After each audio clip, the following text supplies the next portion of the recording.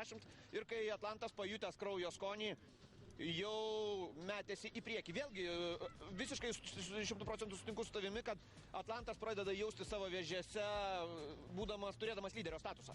Tai yra, mes nebematome tos komandos, kuri gaudydavo Žalgirį ekraną kontratakose, tai jau yra solidi komanda, kuri tiki savimi ir tiki, kad gali žaisti, bokso terminais pirmuoju numeriu. Atsiranda nugalėtojo mentalitetas. Taip, iš tikrųjų, o tai, ką matėme šiandien, turbūt tik dar kartą patvirtina, kad šio sezono SMS Credit LT A lygos sezonas bus labai įdomus ir prognozuoti ką nors labai tvirtai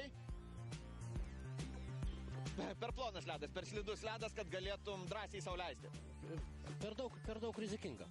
Kągi, kol stebite dar pavojingiausius ir gražiausius šių rungtynių momentus ir pelnytus įvarčius, priminsiu, jog 2-2 baigėsi taip šios rungtynės, tai reiškia, jog Atlantas sužaidžia pirmą kartą lygiosiomis šį sezoną šiame čempionate, surenka 22 taškus, tašką iš Gargždų išsiveža Sūduva, dabar jų turi marijampoliečiai jau 12 ir pagal šį rodiklį pasiveja viena vieta aukščiau esančius Šiaulius, kurie taip pat yra surinkę 12 taškų, tiesa yra sužaidę vieneriomis rungtynėmis mažiau. Bent kelioms valandoms pavėja, nes Šiauliai šiandien žaidžia su Banga, dar kartą priminsime ir tai.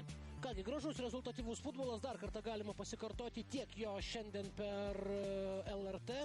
Ačiū, kad buvote su mumis, šiandien jums rungtynės padėjo ir tikėkime netrukdė stebėti aš, Linas Kunigėlis ir kolega Nerijus Kesminas.